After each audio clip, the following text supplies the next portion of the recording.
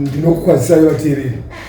Ini ndinonzi Owen Charuza, councillor elected ku ward 6 ndokuzosarudza zvakare kuita mayor weguta reChinhoyi. Ndakaberekwa 1970 on the 21st of September.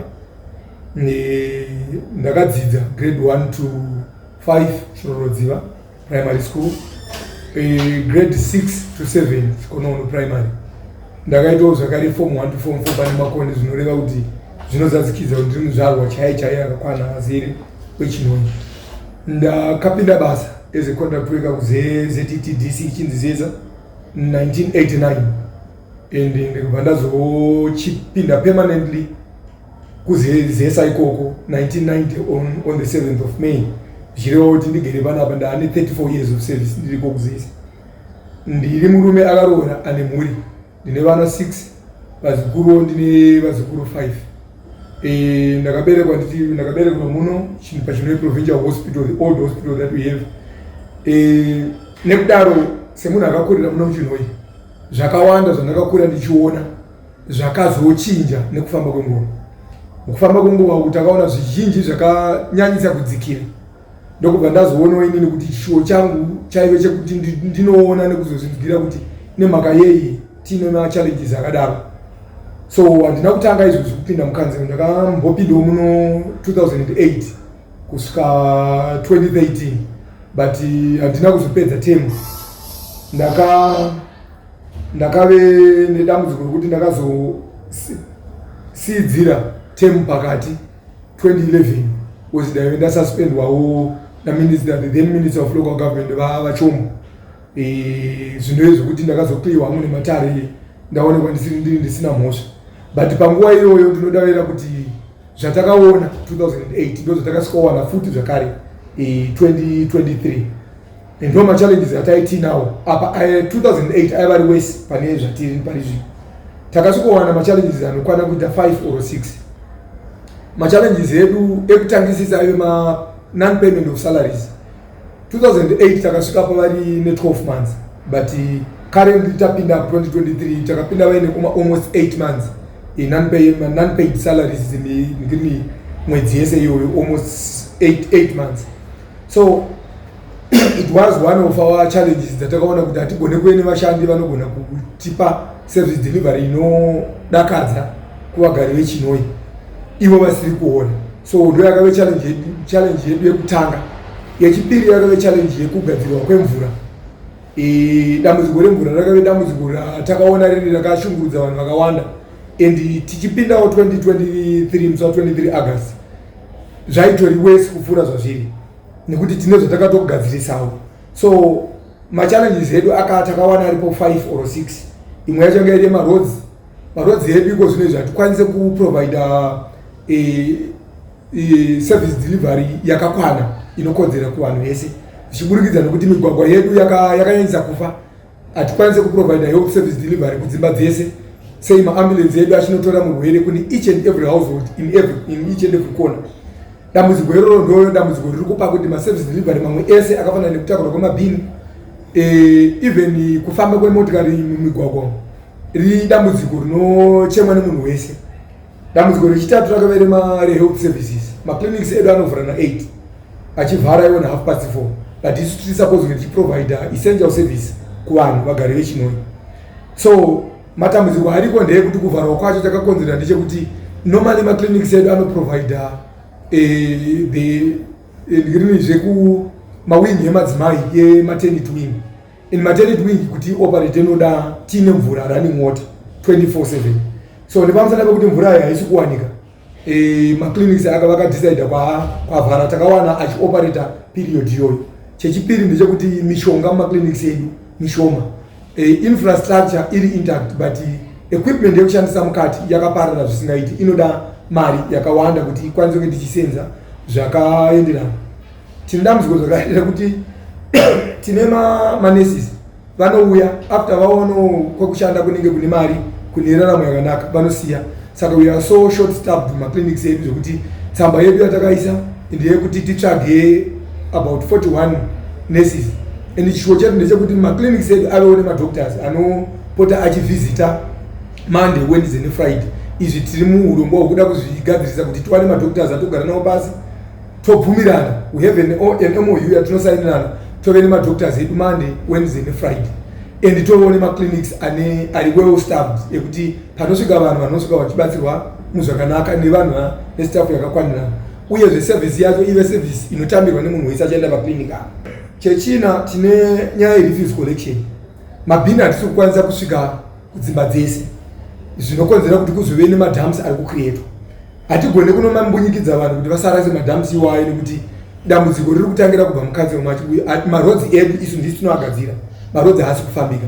Saka matrucks edu isusu chichemo zvakare chekuti matrucks edu akanyanyisa kufa. They are too old. So patinombowana mukana wokufamba anombofambawo apo neapo. Patinenge takundikana anowanikwa asiri kukwanisa kuti servisa. So rimwe nematambudziko iroro. And tine mhanza yekuti patakawanawo announcement ndada kuti takawanawo mhanza yemafire tender trucks akanzi red line tichafamba nawo vanhu vachaona matrucks aya ndawo. Kunewo matrucks aya ari kufanira kufambidzana nemaambulance ari supposed kufambidzana zvakare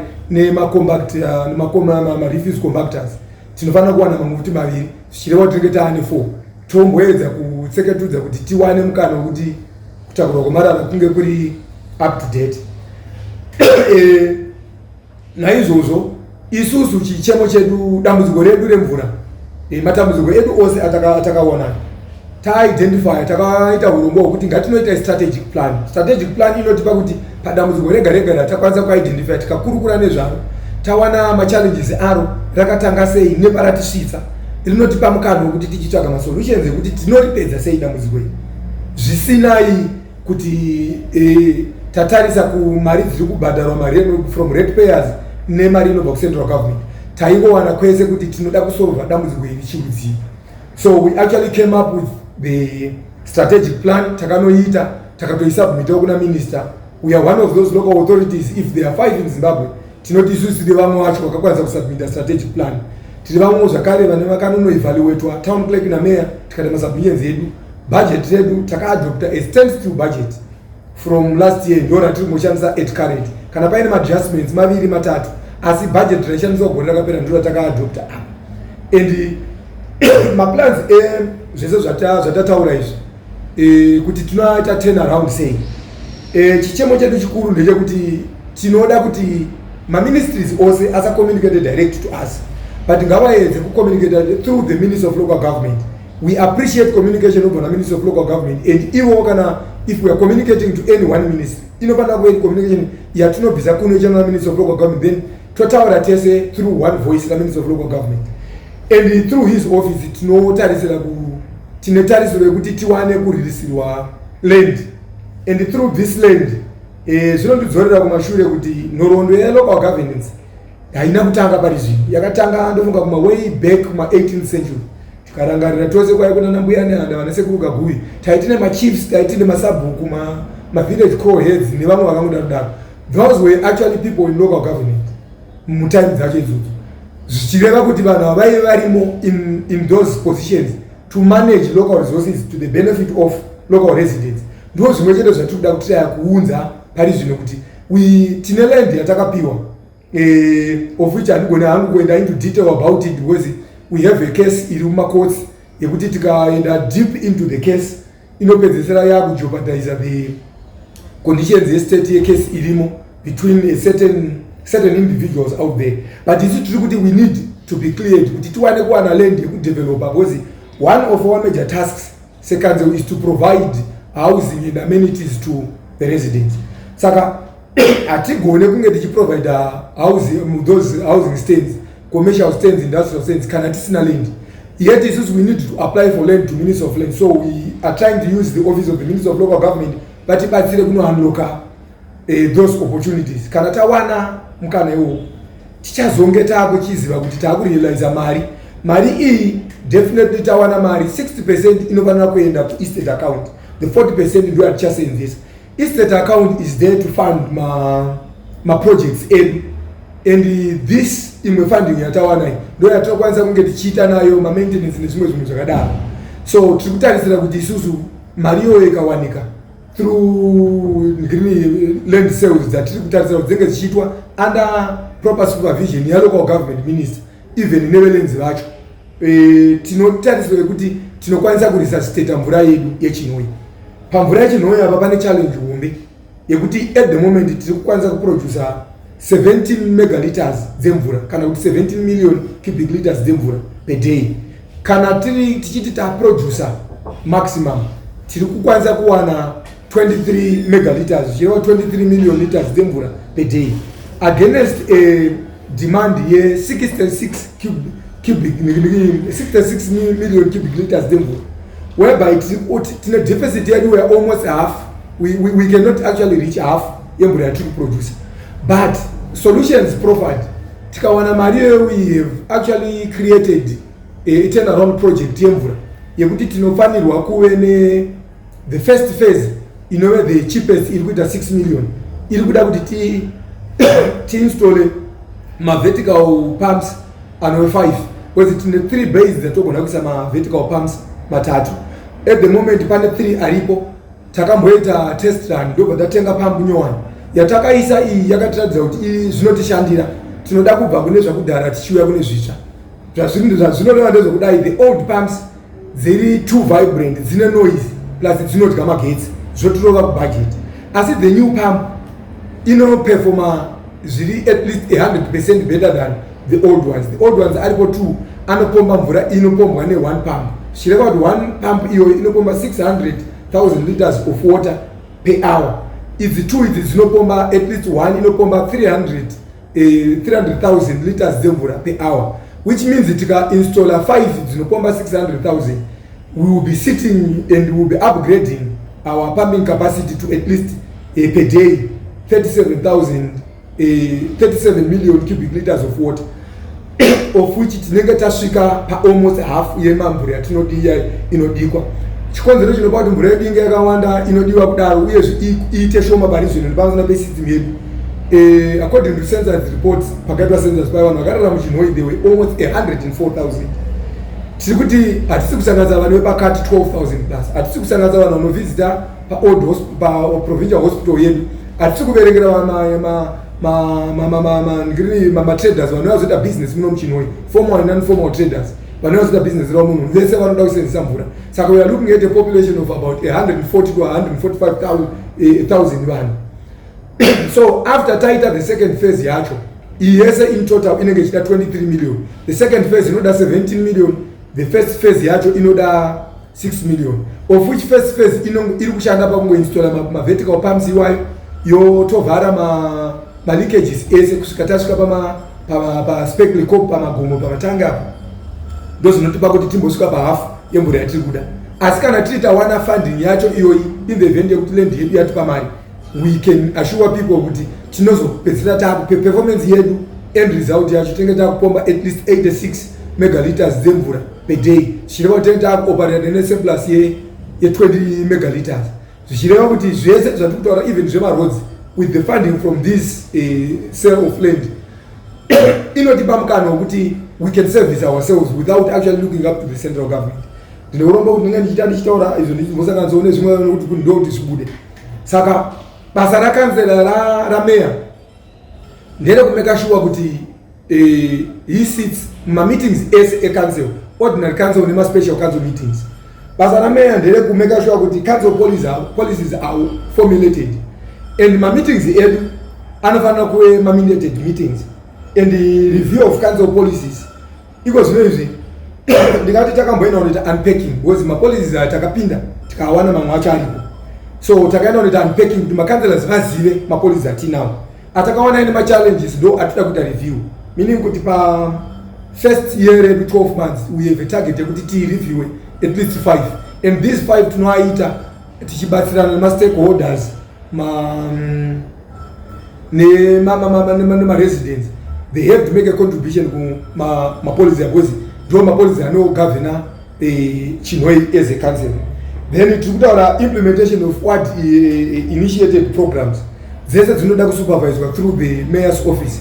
Chinhoyi have supervision nema HODs head nema managers head per council. We are through signing of contracts of which zvese zvotakatoita, and how they work and how we supervise them. Vanoproduce monthly reports avo anoconsidwa kuma council committees. Council committees onzvera vapedza kunzvera vanofanira kuzopa recommendations ku full council. Full council then ikaonawo zviri zvakakodzera kuti zvakaitwa nesubcommittee yedu zviri pamutemo uyezve zvinotiita kuti tifambire mberi, ndozvatakaringa pano kugadzira mutemo iyoyo. Tinobva tazoadopta marecommendations iwayo nemareports emamanagers, zvoreva kuti manager uita atenderana kuti mwedzi uyu akashanda. That's how we supervise them. But ivo vese mareports they come through the town clerk's office, and the town clerk reports to the mayor and full council. Ndo masenzero atoita pa Chinhoyi municipality.